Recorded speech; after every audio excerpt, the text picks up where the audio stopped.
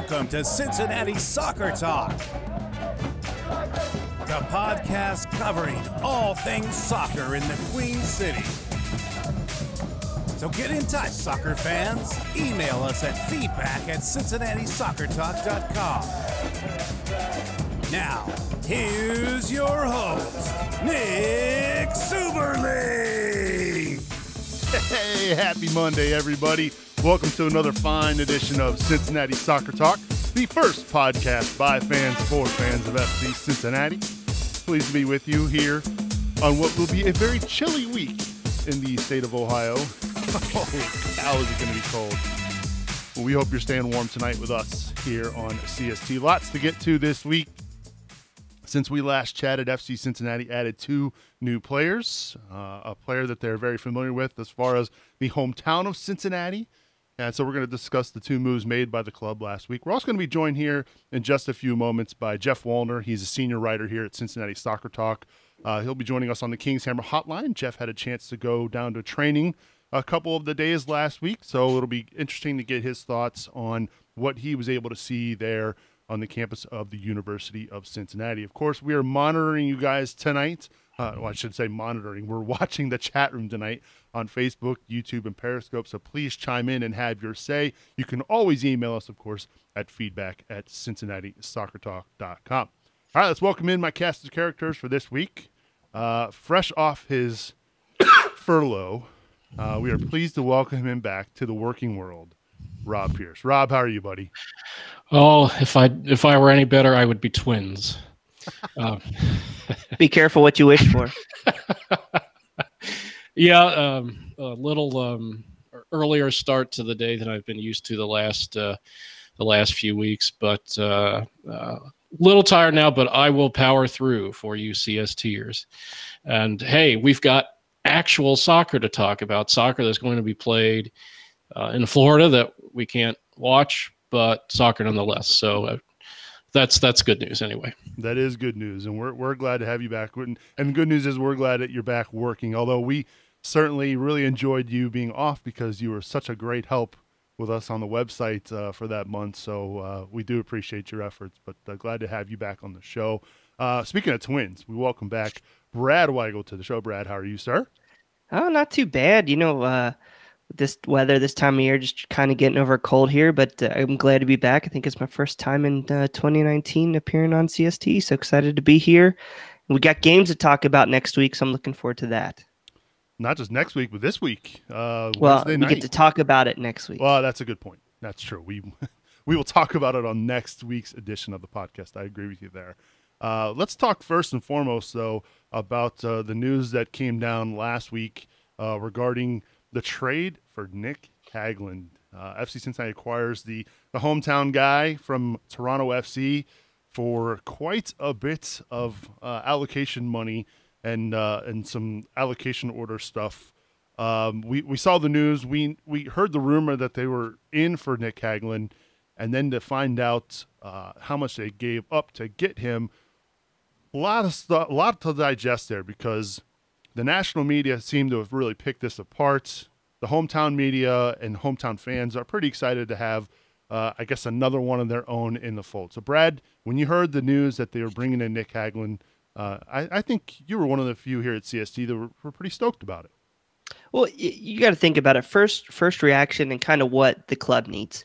We heard that the club might be in for Kappelhoff from the Fire as another center back.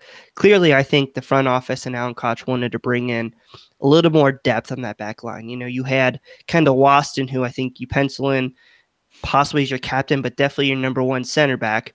But who was going to be that other guy to pair alongside him? You had Duplon, who's coming in from overseas, and who's played right back a lot the last several years. So they're talking about him as a second center back, but he's switching positions. You've got Lasso, who I think is going to be a hit, but he's still improving at this level. And then Hassan Nadam, that's another youth project. I think it would be tough for us to expect him to jump in as that second center back right away. So first reaction is happy. Hagglund has shown he's able to compete day in and day out at a high level in Toronto. And not just the success he's had with winning MLS Cup, but every single week, every single day in practice, he's facing Javinko, Michael Bradley, and Josie Altidore. So to get that kind of experience in the back line, I'm excited, especially too with he's been in a back three system a lot with Toronto for a lot of the time there. I'm kind of excited to see a change in formation from what he might be used to playing in a back four. I think you might see another level rise there. So as far as just getting Nick, I'm excited at the potential and having another Cincinnati guy around. Now, the price, maybe I'll let Rob get into that before I use all the talking points. Sure, yeah. I mean, that outside of the price talking point there, Rob. I mean, I guess it's good. I mean, really, if you look at the roster so far, very defensive heavy, and yet you're bringing in a guy who has MLS Cup experience, scored an important goal for Toronto FC a couple years ago in their run to the championship. You bring him into the fold alongside of someone like Kendall Waston, and this looks like, from a tactical standpoint, this looks like a pretty solid move. Yeah, Brad brought up a good point, which I hadn't really thought of, and that's that Hagglund was going up against some pretty darn good players up there in Toronto every day in training. But I'm going to play a little devil's advocate here on whether the price was steep or not. A deal is only worth and always worth what you're willing to pay. So for Jeff Birding at FC Cincinnati, it was worth the price. It may seem on the surface that the deal was made just because Hagglund's from here, but it was Birding who told our Jeff Wallner, quote, "We see him as a starter and a leader." And you guys remember that timeout before the first pick of the Super Draft. That was to consider a deal. It wasn't enough for Birding to give up the pick, so he turned it away. So it's not like we're just Birding is just taking every deal that comes his way. It has to be the right deal, and for him, Nick Hagglund was the right deal. Well, before we talk about the price and everything, let's go over the particulars. So FC Cincinnati acquires Nick Hagglund and the 24th pick in the allocation ranking in exchange for $200,000 in general allocation money, $100,000 in targeted allocation money, and the number one allocation ranking. So national pundits, the national media, Brad, pick this deal apart. You see some of the moves that were made today, particularly Ike Oparo going to Minnesota for an enormous amount of GAM. What were your thoughts on what FC Cincinnati gave up in order to bring in Nick Hagglund? Well, first off, we're an expansion franchise. We don't have really many, if any, proven MLS long-term members in the front office or on the coaching staff. So I think that makes us a little bit of an easy target for some of the MLS pundits out there. So I think that they have been unfair in general as far as the build goes, and we'll probably talk about that in a couple minutes here. But I think they're probably right on this with Nick Hagglund. Even though I really like the move, I think he brings a lot to it. I really still do believe it was a steep price to pay, and we'll see if that finds out, if it turns out that way or not. When you buy something, you buy a TV, even if it lasts a long time up front, if you pay too much, more money than really what you should have spent, it's still an overbuy. So you lose a little bit of future value there if you spend a lot of that up front. I think that's really kind of what we did here with Hagglund. Even though I think he's going to contribute, I think he's going to be valuable. I like us bringing that asset and a skill set, but I still think it's a lot because you bring in $300,000 in allocation money between GAM and TAM. I know I think it doesn't hurt as much because we split it over a couple years, and I think that some of the stuff Alan and the front office have said that there's stuff we don't know about that's coming. I think you're probably going to see another boost in allocation money, or you're going to see the salary cap change a little bit, so it might not hurt as much.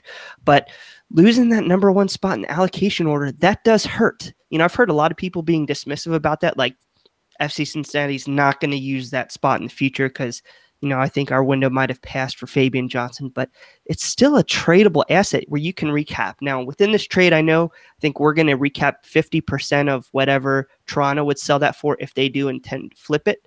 But there's a big name out there, Tim Ream. You know, I know a lot of people have talked about Jeff Cameron or some of the other older guys coming back to the league, but Tim Ream is still a young, quality center back that would bring a lot of value in this league and possibly summer transfer window. So, you know, people talking about almost $500,000 for Hagglund, definitely think that's high, but I'm not as... It's not the end of the world. You know, I heard some guys saying the wheels are falling off on our roster build. That can't be further from the truth. Now, I don't know if you want to address something first, Rob, or I can keep going on my tangent here or not, but you're on a roll. Go for it. Yeah, go for it. I'm going to steal this from Knifey Lion Radio because it was a great point. I was planning on using it tonight, but I think it was Paul Tenorio was talking to the guys on one of his podcasts about how Weeby said, first of all, the wheels are running off or falling off. But Paul Tenorio said, something along the lines of, what are they doing? He just absolutely panned FC Cincinnati's roster build. And then he goes and says, they need a depth player like Victor Oyua. Well, guess whose team he's on? FC Cincinnati. And they need to have a strong defense. Well, guess what we did with this move? We brought in Nick Hagglund. We got Kendall Wasson, who's one of the best 11 defenders. Plus, you partner up Powell and Garza. You look like a strong defense.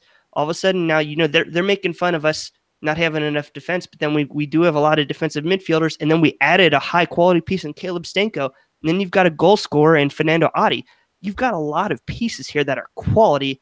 I just think that they're being quite unfair with I honestly just think that we don't have that tenure in their familiarity with our coaching staff. They're just taking easy pot shots at us. I don't think it's fair, and I think we're going to show them this year. Yeah, that's one of those things where you don't know what to expect. I mean, it's an expansion franchise, right?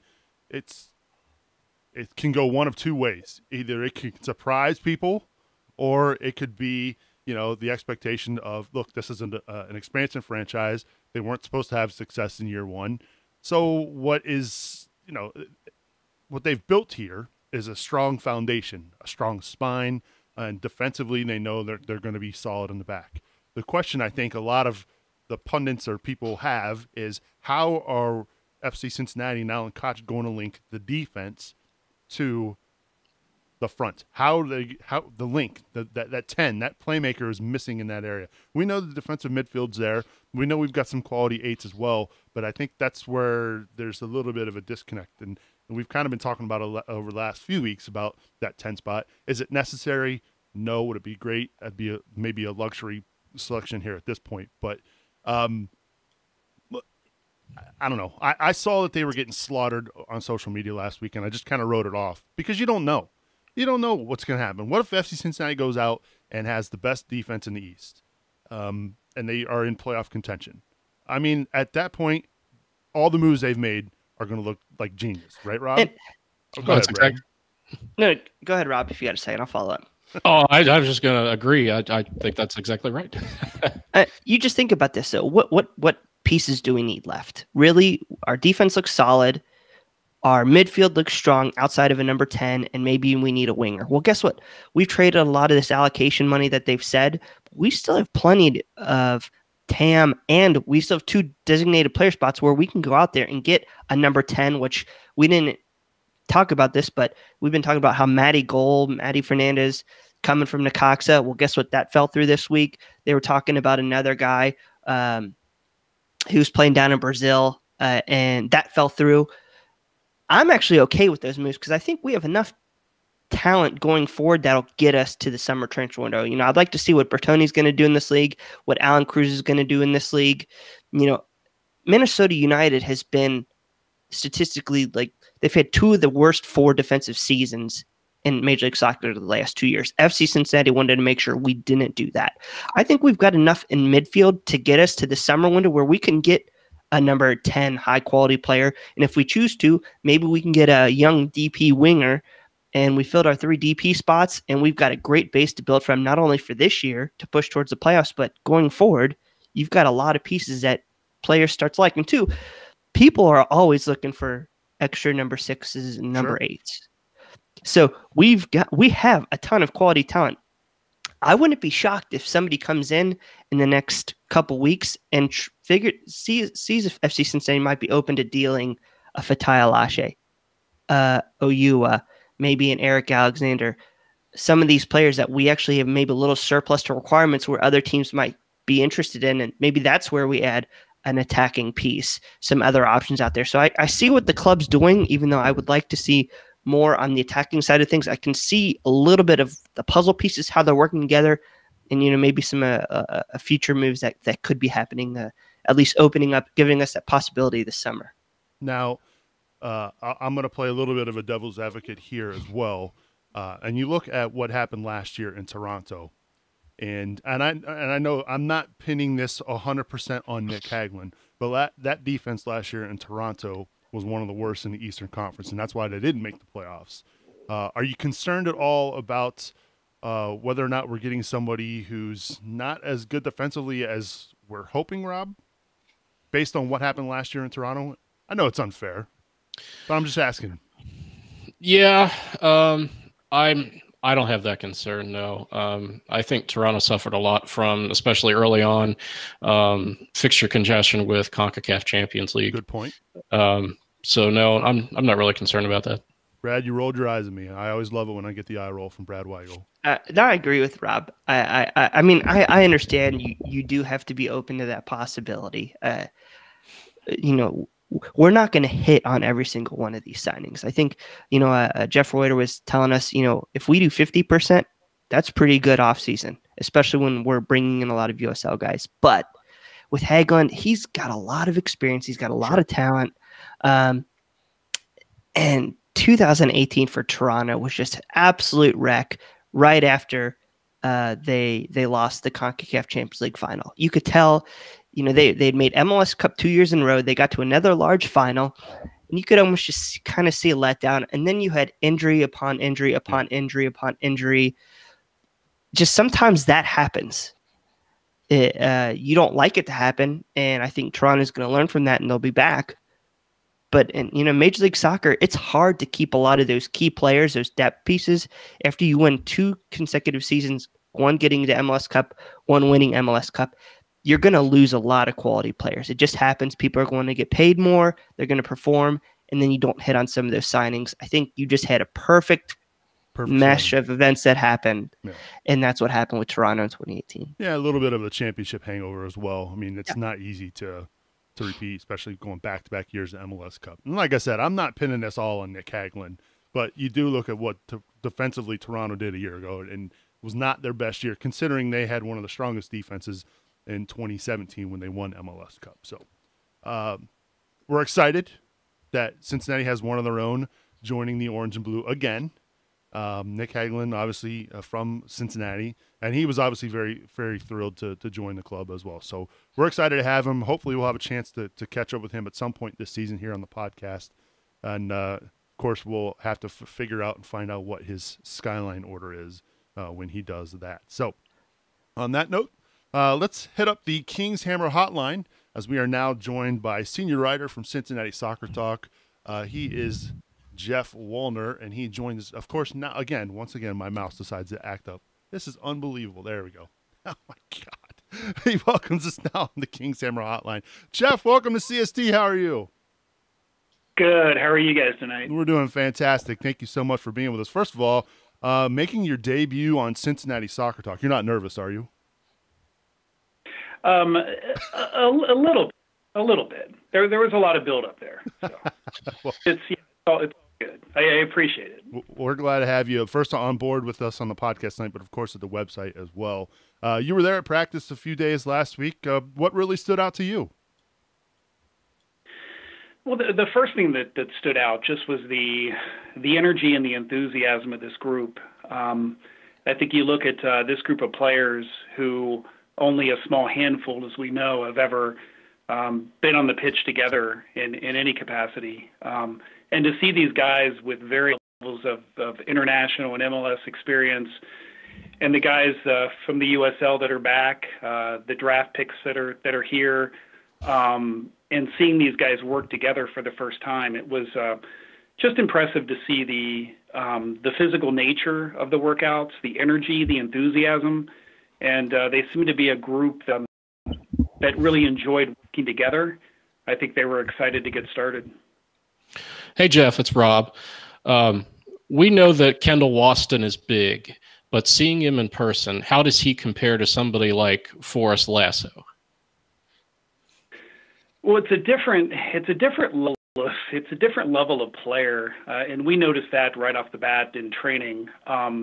In training session before, our only basis of comparison is the last few years in the USL. But Kendall Waston's a great example of that.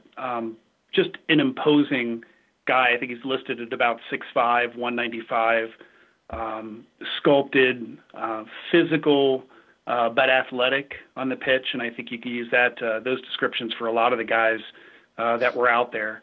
But most importantly, I think he's a guy who his enthusiasm for being here and for being a part of this project came through right away. He's very excited to be here, smiling the whole time, working closely with his new teammates. He brings obviously a wealth of experience. He brings a little bit of an edge on the pitch, which I wrote about the other day. He's one of those guys that you're not used to interviewing with the exception of maybe Forrest and of course TD, who's extremely tall. We'll talk about him in a minute, but yeah, Waston, a guy when you're interviewing him, you kind of look up to him and little imposing, but at the same time, just a very well-spoken, friendly guy. And again, you can see the enthusiasm. He's very, very happy to be here and to be a part of this. Another guy that I've seen just from the photos who looks excited to be back, and he's coming back, after spending half the season here last year, was Fernando Adi. Now, some of the people here, a lot of the fans might have been disappointed in some of his results that second half of the season last year, but looks like he's got a little, pep in his step and treats this as like a new start. What have you seen from him so far this last week? He looked really good in training. It's interesting because, and we can expand on this, but so much talk about how this roster has been built from the back and the back line that they've put together. And you can see the approach that they're taking. Obviously, they're looking to keep themselves in matches. They're really doing it. If you look at it, they're doing it the right way as an expansion franchise, first season in MLS.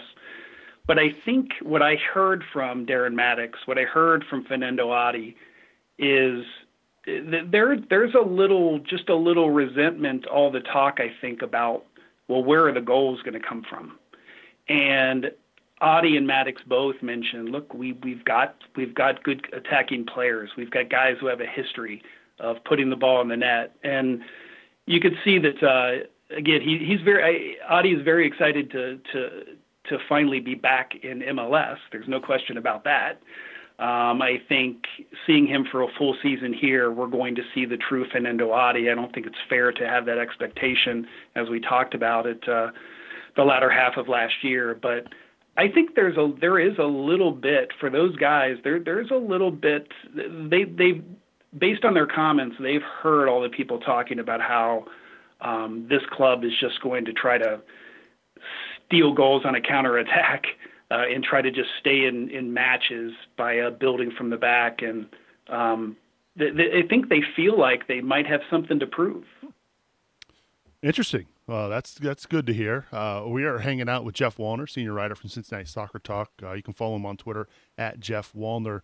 And, Jeff, you had a chance to speak with another Jeff last week, and Jeff Birding, in regards to that Hagglund trade. And a lot has been made nationally about how much FC Cincinnati gave up to bring in Nick Hagglund. But Jeff had some interesting words about that.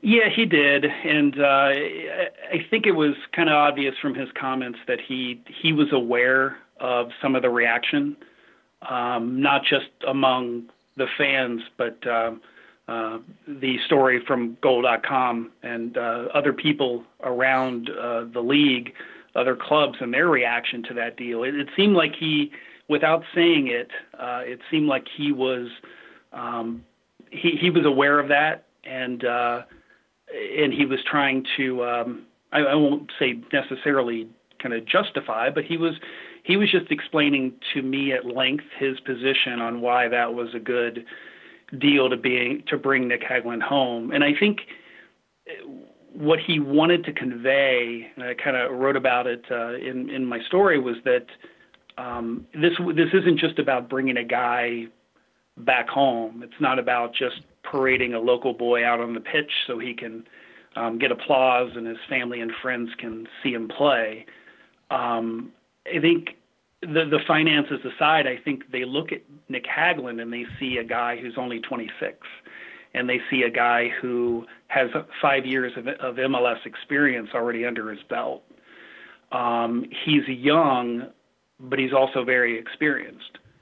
I caught the tail end of your discussion about Toronto last year, and that's come up as well, but it was a down year for everyone. And I think on one hand, you can look at it as Nick Hagglund having not his best year last year, and because of the injuries had an opportunity to take on play a larger role and didn't. But I think on the other hand, you kind of look at, well, it kind of the whole team was in that situation.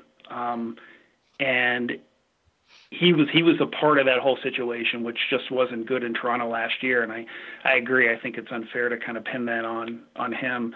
But Birding made it clear that from the beginning, they wanted Nick Hagglund back home. And I got the impression they were going to do whatever they needed to do to bring him here.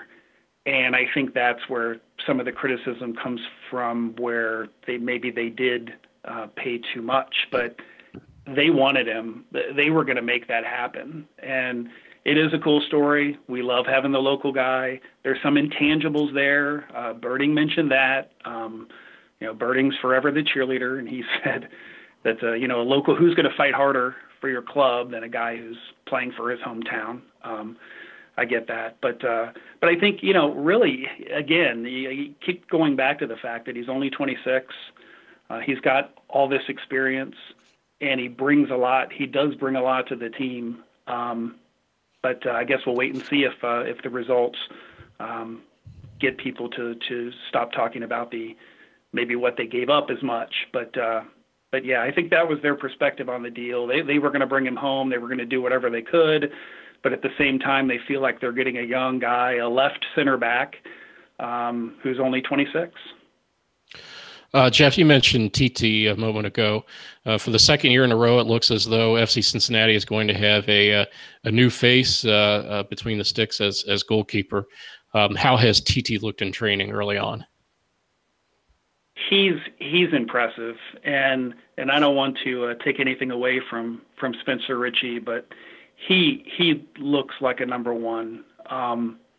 In his length, you hear about guys who fill up a goal. He does, not just his height, but his length is just it's the word freak came up a lot during training last week. Just the way he appears, the plays he made in training. He just looks legitimate. We know his international experience. We know we've heard a lot about his intangibles and what he brings. He's a hungry guy. He's a guy who is excited to be here and be a part of this project, which a lot of these guys are. But we kept our eyes on him a lot last week in training, and he's an impressive keeper. Well, we'll see how things play out this season, but yeah, he's impressive. I tweeted about him hitting the ceiling with the kick too, and I asked a few people, is this something I should be impressed about? Because it was just remarkable that a guy can drop kick a ball straight up in the air and hit the ceiling 75 feet up in the air, and with room to spare. When the ball hit the ceiling, the lights were swaying and kept swaying for another minute. Yeah, he's impressive. They were peppering him with shots during training, and he was making some impressive saves. And his effort in training too. He was going to the extra mile to make sure that the ball wasn't going into the net. But he's impressive. It's just I just couldn't get over his reach and his length. I think that's what stood out to me. That's an interesting point. You're talking about kicking the ball to the ceiling, and that's maybe another dimension to FC Cincinnati and his game. If he's able to lay off some accurate long ball passes, maybe the other teams might fear of pressing up on us a little bit, and that just creates more options and questions among other defenses. But you were talking about Adi, and you were talking about Darren Maddox might feeling a little bit slighted. Now, FC Cincinnati, they spent their first draft pick on Frankie Maya, and a nice attacker. How has he looked, and how have some of the other draft picks looked, or maybe who are the other guys that might have caught your eye that we could see sticking with this club come March? Yeah, the two guys, and Alan kind of touched on it, that he felt that all of the guys that were in camp, all 6 guys, did very well. But there were a couple in particular, and Frankie Amaya was one and Tommy McCabe was the other. They didn't look out of place at all. And we talk about Frankie and his being small, but you didn't really notice that. He fit in quite well. McCabe and Frankie Amaya, those were the two guys that really stood out. They worked well with their teammates. And Alan brought them up in particular on a couple of occasions. They looked really good. Again, we'll see where everyone kind of lands, but of those new guys, those were the two that stood out, and they fit in very well. Well, we'll get you out of here on this question, Jeff. You've been covering sports in Cincinnati for quite a while. First, I got to ask, how did you fall in love with the game of soccer yourself? We know you follow Everton, but how did you get involved, and how did you fall in love with the sport? It really started a few World Cups ago, where I started paying attention to the sport. Started loving the international game, loving the World Cup. You go back 20 years, I was the typical American. I didn't pay much attention to soccer, really. I didn't. I grew up loving baseball. It was always my number one sport. But after a couple of World Cups, kind of long story short, just basically decided, okay, I can't wait another 4 years for another World Cup. I need to find a team to follow. That's where the whole Everton thing came from. But and I probably took that search a little more serious than I people typically do. But in the process, I learned a lot about English football. I learned a lot about the history of the game, and just the appreciation for it. And now it's amazing that if soccer is on, you can ask my wife, if soccer's on, I'm watching. It can be Bundesliga, it could be Premier League, it could be La Liga, it could be a men's national team. You just fell in love with the sport, and I can't get enough of it now. I think it's a sport that you fall in love with. You fall in love by getting to know it. And I've said this to people a lot, that if you take the time to get to know it, you will love it. But obviously there's a lot of people who don't take the time to get to know it. But I did. I'm thankful for it. And absolutely love the sport. I know you're getting ready to make the trip across the pond here later on the spring. You get to go see Everton play. That's kind of cool. Yeah, I'm very excited. Waiting to see how the itinerary pans out. It's interesting because that United Chelsea FA Cup match will impact our itinerary, because Everton versus Chelsea is the game that's the match that we're going to see. The whole itinerary for Everton USA's trip is built around that match. So that match is on Sunday. If United beats Chelsea, then our itinerary will stay the same. And on Saturday, we are likely seeing Arsenal at Wolves. Wow. So excited about that too. But if Chelsea wins, then they'll have to bump the Everton-Chelsea match to probably early that following week. So we'll have to see how that impacts the itinerary. But I'm excited. I'm excited to see Liverpool for the first time, go on the Beatles tour, also get a chance to tour Goodison Park and Finch Farm, and obviously the match. So yeah, I'm very excited. It's been number one on the bucket list for a while. You're making Rob Pierce very jealous. This Liverpudlian over here. I'm jealous as well. I would love someday to get over to England to see a game. See the Blues. Right, of course, of course. Wave at Anfield for me if you can. Do that. I'll stroll over across Stanley Park and give it a wave for you. Fantastic. Well, Jeff, we appreciate you being with us, and you are a very welcome addition to the CST crew. Your writing is fantastic. We can't thank you enough for joining us on Cincinnati Soccer Talk tonight, but for joining the team, and we're looking forward to some tremendous coverage here in 2019. Yeah, I appreciate the opportunity and can't wait for the season to start. Us too. Jeff, appreciate it, buddy. All right, take care, guys. That's Jeff Wallner joining us on the Kings Hammer Hotline. Kings Hammer. So good stuff from Jeff. Always love talking soccer, whether it's FC Cincinnati or Premier League or Bundesliga or whatever league you follow. It's always fun. So we appreciate Jeff being with us here on the podcast. So it's that time of the week where we give a big shout out and thanks to our wonderful supporters. Supporters. Oh my goodness. Supporters. Next week is the first week of the month. So that means we will be announcing every one of our supporters next week. So make sure you go get signed up over at CincinnatiSoccerTalk.com/support to have your name shouted out. But first and foremost, thanks to Kings Hammer and Tim Bronsel, Matt Adamczyk, Mama Subes, Brian Malone, Jamie Smed, Mike Hudson, Jonas Tom, Jack Emery, Mike Bowman, Kathleen Francis, Jesse King, Teresa Everidge, Matt Imholt, another one of those Liverpool fans, and Matthew Long. I kid, Matt. We appreciate your support. Again, to learn more on how you can support the show, head on over to CincinnatiSoccerTalk.com/support.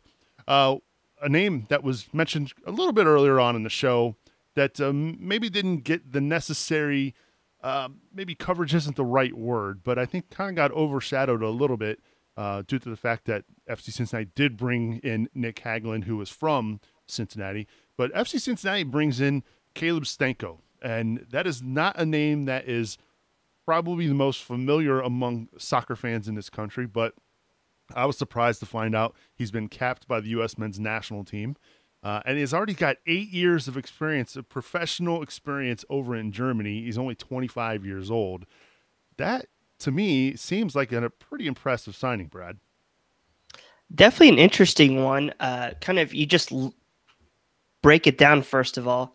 You know, I think that we had a lot of tweeners in the midfield, a lot of sixes, like a lot of 6'8s, but no set sixes. You know, that's why I think we were looking at Ozzy Alonso, who ended up going to Minnesota.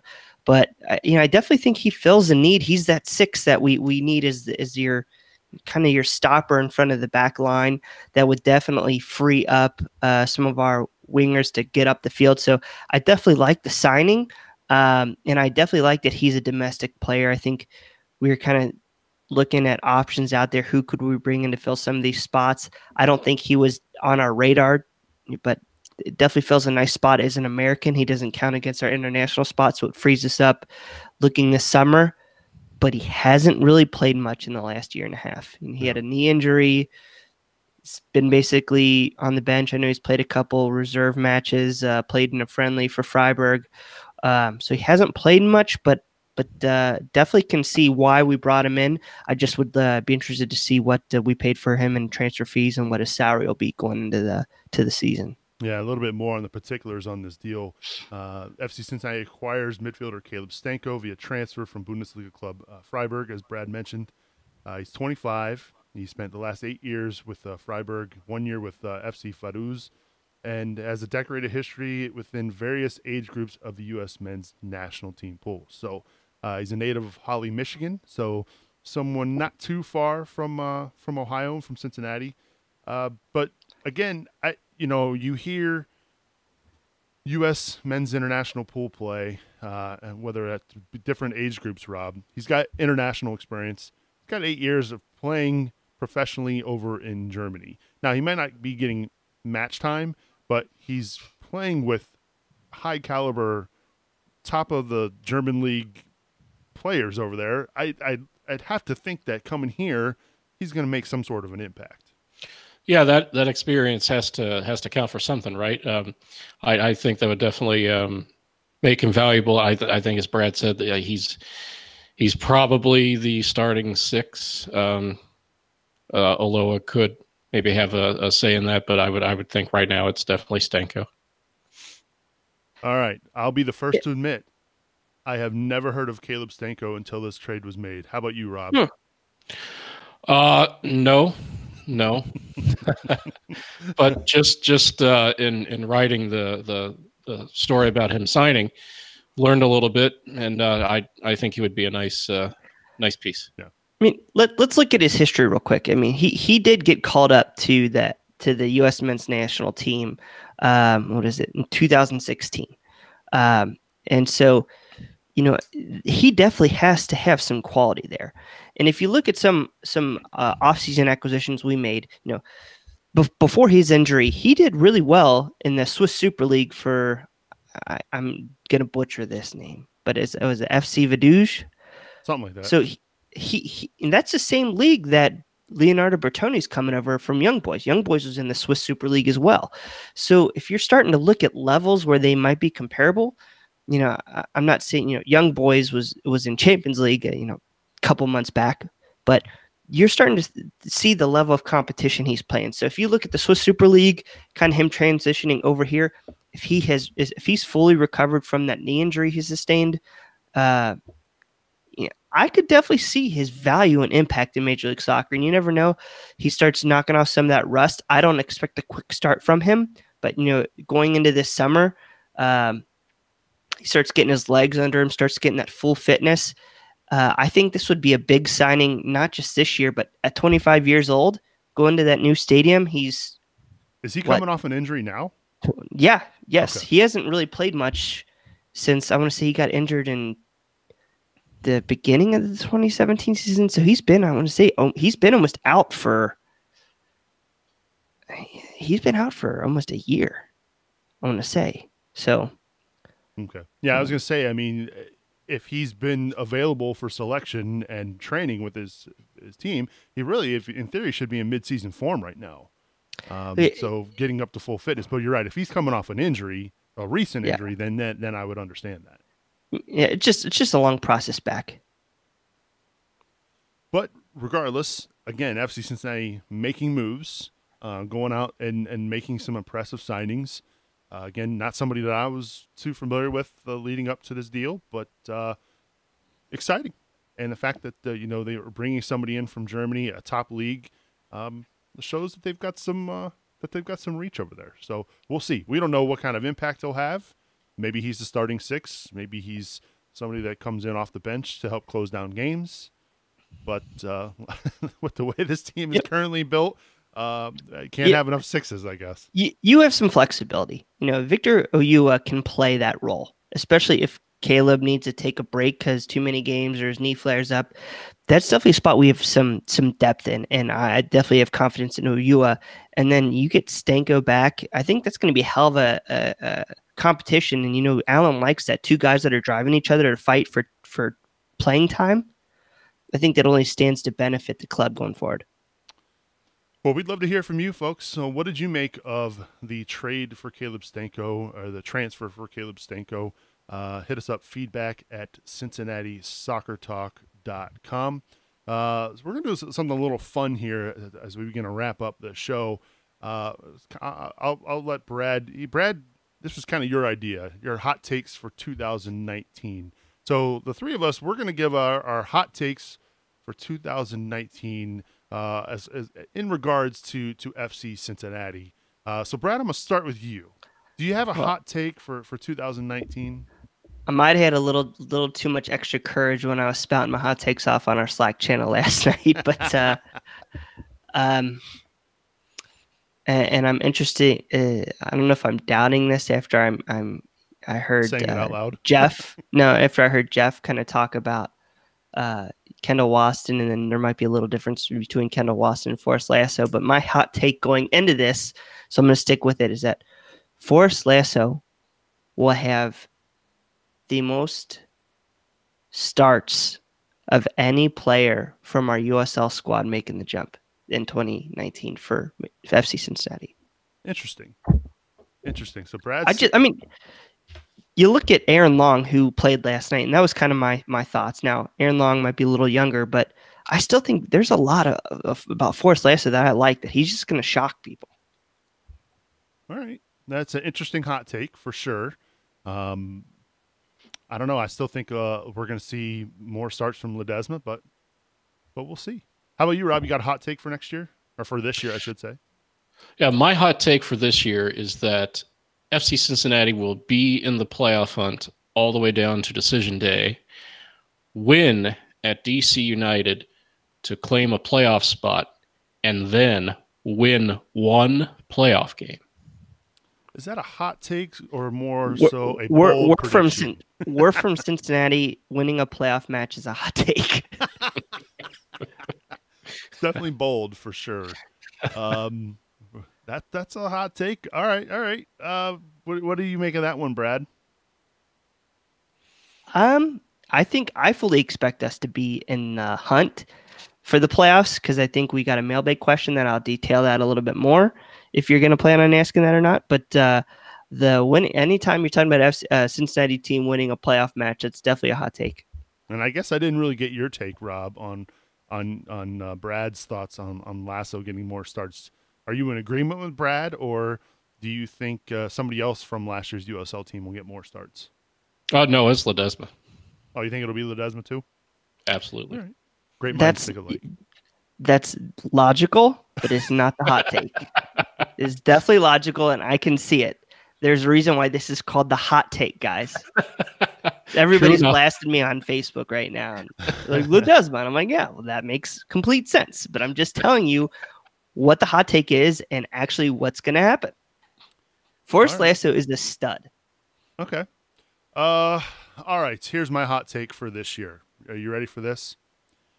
My hot take is that TT is going to lead the Eastern Conference in clean sheets for FC Cincinnati. And you think about the goalkeepers in the Eastern Conference, outside of Brad Guzan and potentially Bill Hamid there in DC, there's not really, I guess Andre Blake in Philly. As I start adding more goalkeepers, that list gets longer and longer. But yeah, that's my hot take. I think TT with the wall, the 7-3 formation we'll be playing this year. It's gonna be tough to score on. So I'm gonna say TT is the clean sheet leader in the Eastern Conference. That's a hell of a take. I think it'd be tough. I think you could. You're just talking about people talking about his athleticism, and he's got a pedigree playing in the European Championships. But it's going to be tough, especially with this team. We can't forget this is still a first-year team. They're going to take a good 3 to 4 months to gel before they're really figuring each other out. And then you start looking at international call-ups, which we're susceptible to. So that's definitely a hot take, but I could see it. From what I hear, he's a hell of a goalie. I trust Jack Stern, right? If there's one guy I trust, I definitely trust Jack Stern. We're getting some great hot takes here on social media here. Matt Imholt says Thomas Müller from Bayern Munich plays for FC Cincinnati before he retires.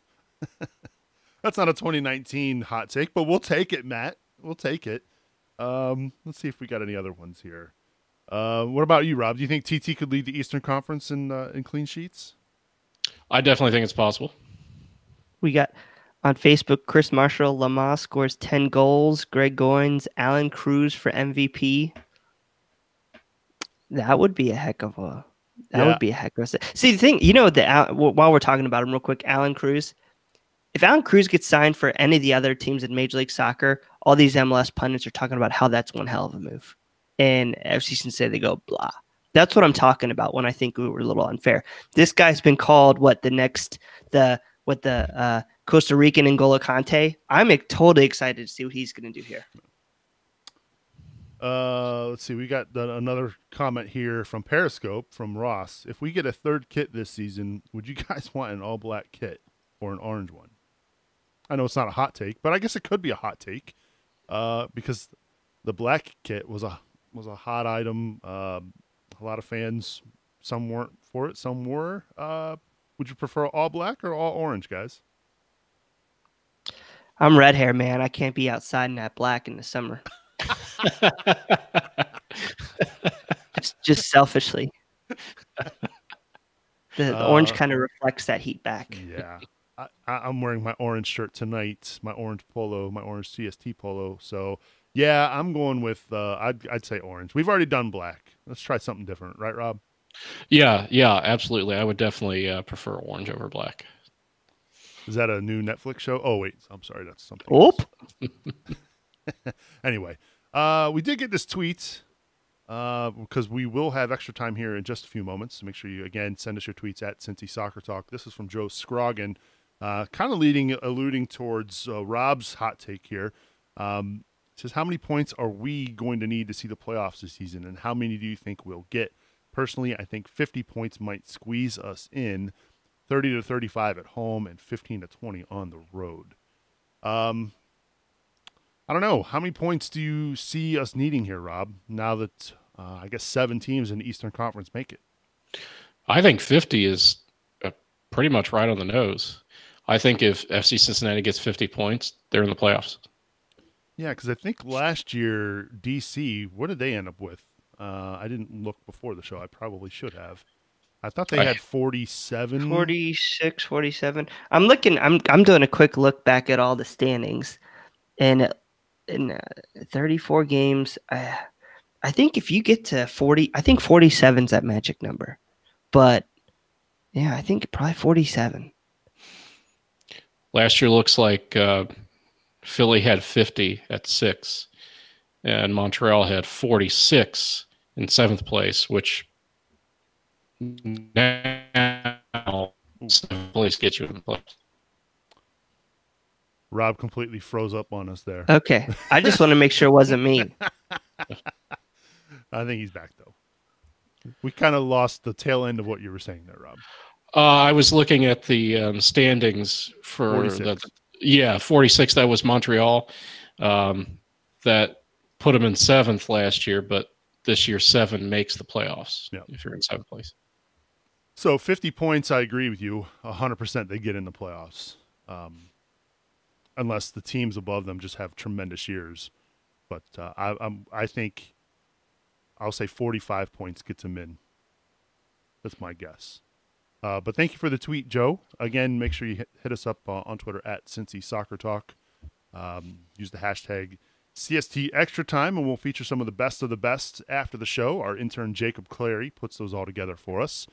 And so he does a great job. We've got another great round of those coming up here in just a few moments. Don't forget, you can rate and review the show on iTunes. So make sure you go head over and do that. CincinnatiSoccerTalk.com/iTunes is where you can do that. And of course, as we mentioned earlier, support the show. Head on over to CincinnatiSoccerTalk.com/support. We've got some games this week. Unfortunately, they will not be streamed. So for those of you who are asking, and we've gotten quite a few questions, unfortunately, the games are not being streamed this week at IMG. Not surprised there. A lot of the MLS teams don't want it. So the Carolina Challenge Cup in a few weeks down in Charleston will be streamed, so you'll have your chance to watch FC Cincinnati during those matches. But this week, you'll just have to rely on those trusty match recaps from us here at CincinnatiSoccerTalk.com. All right, as we begin to wrap up things here on episode 150. Wow, 150 of these bad boys. Send it over to Brad Weigel. Brad, of course, always appreciate you being on the show. You got any final thoughts for this week? Man, I completely didn't realize this is 150. That's a big number. Yeah. So, cool. Thank you for everybody who's been a part of this the whole time. That's awesome. This Saturday, 3:30, I'm going to be tuned in. USA plays Costa Rica and our own Alan Cruz. So if you want to get your first look on TV, what Alan Cruz looks like, I think there's a great chance that he is in the starting 11 So Saturday, 3:30, USA Costa Rica, and also shout out Jimmy McLaughlin. I haven't been able to talk about it. That sucks. That is horrible. I'm not gonna lie. The number one thing that I was looking forward to in 2019 was the first appearance for Jimmy McLaughlin as a sub when he gets to walk out on the field and just seeing Nippert absolutely lose her damn mind. So looks like we might have to wait a little bit longer for that, but I completely believe that he's going to come back better than ever. I think he's going to give him an opportunity to sit down, watch and learn and see, because he's still young. He's got years left. See, watch, learn, and come back better than ever. And maybe, he might lose a tick off his speed, but maybe he gains a little bit more in the mental side of things. And maybe you never know. That's what opens up his game again. Good stuff, Brad. As always, appreciate you being on the show. Tina in the chat room says 150, same number as Weigel's SPF. So funny story about that.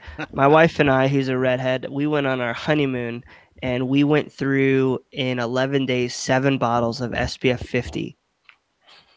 Wow, that's a lot. That's my life. Yeah, that's why I'm a complete, like, people think that joke about the black jersey. No, I'm 100% serious there. I will go down with heat exhaustion. That's why you won't paint up.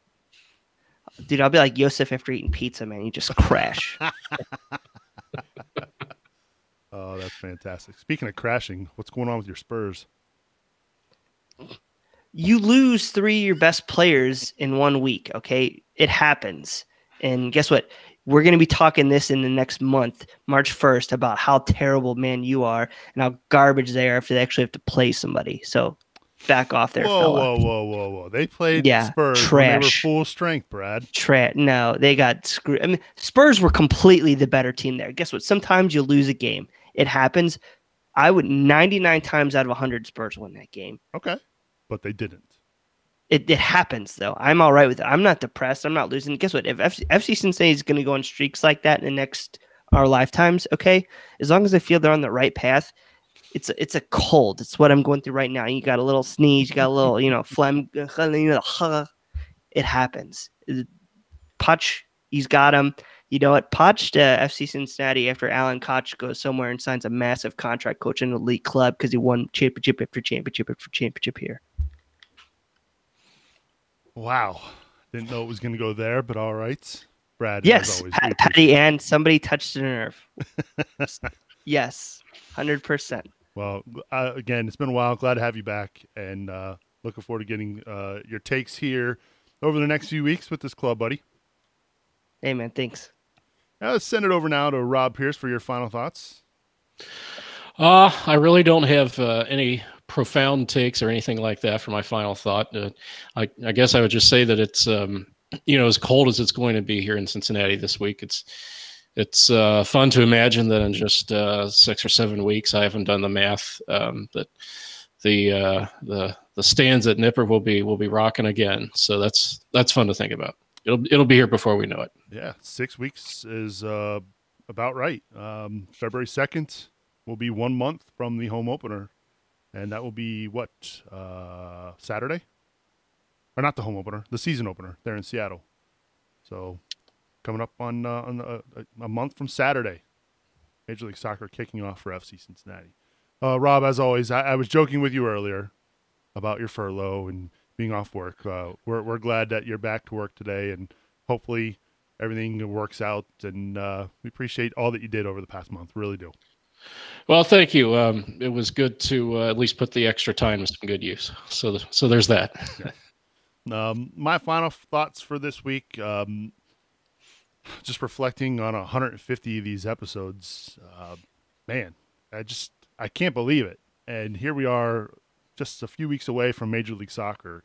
When we first started the show, obviously we had hoped that, we would get to this point. I don't think we saw it happening within the first 200 episodes of, Cincinnati having a Major League Soccer team, but it's pretty exciting. And we're looking forward to where this show continues to grow and what we're going to be doing here throughout the 2019 season. So we appreciate you tuning in live every week here on Facebook, YouTube, and Periscope. We do broadcast the show live every 9 o'clock on Monday evening.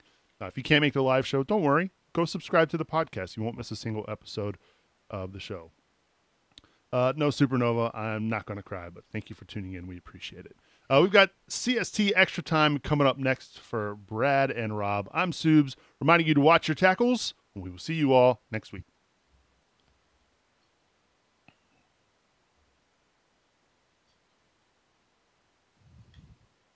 Hey, we're back.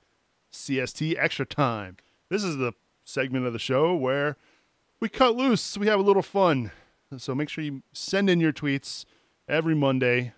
Hashtag CST Extra Time. First tweet this week comes from our good buddy Jeff Tebbets. Thoughts on the first U.S. men's national team match under Greg Berhalter? As Brad leans back, ready to chat about the U.S. men's national team. Brad, did you watch the game last night? I did, and I'm not going to lie. The first half was cool. I watched it. You know, it was great to watch a game that you finally had a little bit of hope and purpose for in the last, 15 months. But I fell asleep. I fell asleep like halftime. I was trying to watch. I was really trying so hard, but it kept putting me to sleep. It was just a bunch of blah soccer. I don't really take anything from it. Maybe we can find one or two guys on there. Nick Lima played pretty well. Michael Bradley, I thought, had a tremendous game. Overall, maybe we'll learn a little bit more against Costa Rica because that Panama team was not doing anything for me. CST, it gets a little more relaxed as Brad grabs the mic. Just give me it. Just give me it. Yeah. Did you watch the game at all, Rob? I did not. Was kind of preparing for the return to work, so that was. I would have had the shutdown still been going on, but that kind of put it on the back burner. Yeah. I watched a brief moment, I would say like 3 minutes there at the end of the first half. I don't know. It was hard to get jacked up for this knowing it was the C team, and that's harsh. I mean, it's not going to be the guys we're going to be seeing in qualifying. Let's be real there. When you've got somebody like Tyler Adams playing over in Germany, I don't know. Also, the fact that there was only 7, they announced close to 9,000 tickets sold for that match, but there was not 9,000 people there at that game, which is a whole nother problem for a whole nother show, right, Brad? If I'm U.S. Soccer, I want to get my money back from some. I mean, seriously, they did a terrible job of organizing. I mean, why? You got to get creative with this stuff, especially when you're coming off such a bad 15 months. You've got to create some sort of urgency or value or something. And I think that's one thing with the U.S. Soccer Federation that they continue to trip over themselves time and time again. They need to do a better job of selling this product, even if WrestleMania is in Phoenix. I don't really put too much blame on Phoenix. It's just who wants to see the third string Panamanian team versus the third string U.S. men's national team and pay $100 a ticket? Right. I don't. I'm not going to. Yeah, I don't blame you. And it doesn't make me less of a fan. No, I'm with you. Other things to do. Yeah. Right. So. Thank you for the question, Jeff. This next tweet comes from It's FCC Preseason, Bob Jackson. Whose hair do you want to see go blonde this year? Is he talking about, I'm assuming, talking about FC Cincinnati players, or is he talking about CST guys? Gary Randolph seemed to think it was CST guys, but I believe he's talking about soccer players, soccer ball kicking good guys. So, out of those, I think Forrest Lasso would look unique with blonde hair. It would look different. You stole mine. Did I really? Yeah. I just thought of that 10 seconds before you said. Oh, man. I don't know. That would be a lot. That would be a lot. Let me think about this. I don't know. I don't particularly care for that. It's early 2000s look. I don't know. Yeah, that's right around the time I used to do it. See, the thing, Gary Randolph's like, Weigel's got to do it. Weigel's got to do it. The thing is, most people don't understand this, is when you try to bleach a redhead, it doesn't go blonde, it goes pink. So I never had that phase. Maybe that's what we need to do. I don't know. You're getting really sloppy on the camera changes over here, Subes. I'm viewing myself on Facebook about 15 seconds later, and I am not doing so hot. All right. Thanks for the question, Bob. Let's see. This next one is from Liverpool is superior to Man U. Yes, I said it, Matt. Who would be the 5 CST people you would choose if you had to enter a chicken wing eating contest? None of us had experienced $1 million. So out of the 5 of us, out of the CST crew, and you had to pick 5 guys, who would compete for the $1 million prize in a chicken wing eating contest? My guess is you're all going to say me. You did have a video posted on YouTube where you ate like 100 chicken nuggets. So yes, and chicken wings. I did a hot wing challenge as well. You did. Who else did you have, Rob? I'd do it. You can't say Bill Wolf because he's a vegetarian. That's a good point. I think Trisha could actually be pretty feisty on this. I think she could handle it. She could handle a lot. What about your brother, Brad? Are you guys big wing eaters? And he's weak sauce, okay? he can barely eat a 4-piece nugget at Wendy's. I don't know about Boston. I don't know. I don't know. I wonder if Ken. I bet Ken could. Yep, I bet he could too. If you could, Paul Hetker, he could probably polish off some. I might, do a little tap out, switch the Hetker brothers around. And then could we get Yosef back? Does he count? I would pull in Yosef. Throw him in there. Yeah. I've seen what he can do to pizza and hot dogs. I bet you Chris Asbrock could do it. Jeremy Miller is campaigning for it on YouTube right now. I always forget. Camera guys count. He wants to do. Okay, yeah. We just need Adam Richmond to be our coach. Man versus food. That was a good show. Mm-hmm. I miss it. Show. Let's see here. Next tweets. Did I already do that? I already did that one. All right. From Brett Schroetz. Who wins March Madness this year? Do you follow college basketball, guys? I used to. Yep. Kansas. Oh, he was ready to go. Really? It's my default pick every year. Okay. I watched him this weekend versus UK, and I don't believe in either one of those teams, but I really don't believe in Kansas. I think you're going to get a Duke championship with Zion. He's a beast. Duke was my pick last year when we did the March Madness tourney pool, and I thought they were going to do it because Bagley was a beast last year as well, and they just never materialized. So Zion though, he's. Oof. You know who I'm never picking to win it all again? Virginia. Thanks, fella. Losing first number 1 seed ever. Awesome. That only cost me like $25. There's $25 I won't get back. Yep. So yeah, thanks for the tweet, Brett. Let's see here. Did I get all of them? I think I did.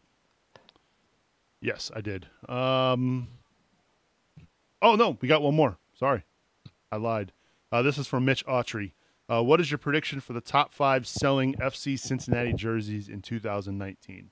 My guess is Adi, Hagglund, Garza, Ledesma, and Waston. So Mitch, those are his predictions. How about you guys? Who's going to be the top seller? Jimmy McLaughlin. Am I still here? You're still here, but I don't know how Rob is. It's like I just went eerily silent. You just did the top 1. I can give my top 5 if you want. Well, hang on, Rob. Who's going to be the top seller? Those are 5 pretty good ones right there. Definitely Audi, Lasso. Yeah, he'll be a big one. Ledesma, Waston, and Hagglund. So I'm replacing Garza with Lasso and keeping the other 4. So go ahead. I was going to say, I personally don't buy the jerseys with the players' names on them. That's just me personally. Brad, are you a big believer in that? Not really. Because players move around so much. Yeah, they move around so much, especially in soccer. In the NFL, you don't really have an option. Yeah, I'm the same way. I have yet to buy an FCC kit. I will, but when I do, I'm not gonna. It's gonna be a blank back. So do I get to break this down or not? Go for it. I'm really interested on this one. Go for it. Okay, so I'm not kidding here. Jimmy McLaughlin's going to be number one, especially in youth sales. Youth sales are going to drive his number. I think Forrest Lasso is going to he'll be up there, but I think that you'll probably have like a Nick Hagglund number 2. I'm going to say Greg Garza number 3. I'm going to say Fernando Adi number 4, and I'm going to go with number 5, and he'll lead in the female jersey sales because my wife, who doesn't give two about jerseys, already tells me she needs a Leonardo Bertoni jersey. Ooh. I could see him being a big seller. Yeah. So she used to be like big on Yoan for some reason, and now she's just like, she wants Leo. Yeah, I'm going to go with Jimmy. I'll say my top 3. Jimmy, I'll say Lasso, and I'll go with, Sem DeVit's got to be up in that discussion. Yeah, right. That is too funny. Chris Marshall in the chat says Mitch Hildebrand. Do they even sell keeper kits? No, maybe. Well, thanks for the tweets, everybody. Make sure you get them in. Hashtag CST Extra Time. Good stuff. Did you guys have fun this week? Yeah? No? As always. Yeah. All right. Is Rob still alive over there? Yeah, I think his wife's watching Netflix over there. His internet's all gremlining it up. She's watching the wife's Fire asleep. Festival. She's asleep. Yeah, your daughter's up on the tablet then, chatting on our show like she used to. Oh, man. All right. I'll tell you. Go ahead, Brad. Orlando reminds me of the Fire Festival, because Orlando City, because James O'Connor's bringing in all these like guys nobody's ever heard of, and then they're going to show up week 1, and there's not going to be any team there worth playing. Is that like so? I don't know what you're talking about there. You guys are so old. Okay. What? You've got to watch this Fire Festival documentary, FYRE, on Netflix. It is amazing. Okay. I saw the preview for it on Netflix the other day. About the music festival, and they try, and it just never happens, just like the Orlando City Football Club.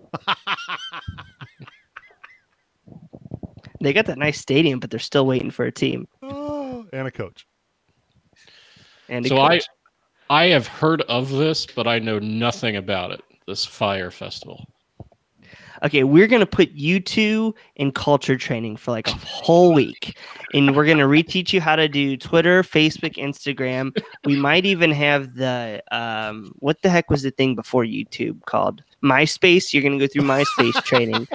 And then we'll get in, then like day 2, we'll get into like, you know, the internet. And then maybe by the end of it, we'll get into like streaming service or something. Oh, okay. Well, that's going to interrupt my iRacing, Brad. You wreck the pace car, Nick. Wreck the pace car. Oh my goodness, that was fun. Yeah, I did finally get around to watching the Sunderland Till I Die documentary. That was sad, but yeah, I just last night saw for the first time this Fire thing that you mentioned, so I might have to tune in. Maybe that should be a new segment on the show. Brad's weekly Netflix. What do you call it? Suggestions. Dude, I don't have kids. What the hell do you think I do with the other 6 days during the week? How's the Xbox going? When's the last time you played that? Yesterday, I got that Assassin's Creed Odyssey game, and I'm like 3 months ago, and I'm still working on it. I mean, this game you play forever. I play, die, and then it resets me, and I play, die. It's like, but it's cool. It's better than doing what my brother has to do when he's at home. It's like watching kids, man. That sucks. Even though I love my niece and nephew, they're amazing, but I do not envy my brothers. Oh man, I love them. Is that our cue, Rob? I think to get out of here. Dude, that's Yeah, why I got this cold, man. I took his kids to Chuck E. Cheese, and I've been sick for a week and a half. It's like, this is what you get, Uncle Brad, for being nice. You get sick for 10 days. One of I will say this: when the kids were younger, we were in Westchester, staying the weekend at my folks' place, and the sickest I've ever been, probably in my life, was that weekend. We went to Entertainment Junction, and we got back. And hours later, it was Vomit City in our house, man. Ooh. And yeah, the kids were like 3, but it was brutal. Brutal. I'll never go back to that place again. Mm-hmm. Anyway. Thank you, Subes. Hey. You're the best. Hey, no problem. Brad, Rob, as Your always. your mom's pretty cool too. I like Pat. She's sweetie. She is the best. Thank you, Mama Subes. All right. That is it for Extra Time. We'll see you all next week. Watch your tackles. That's right.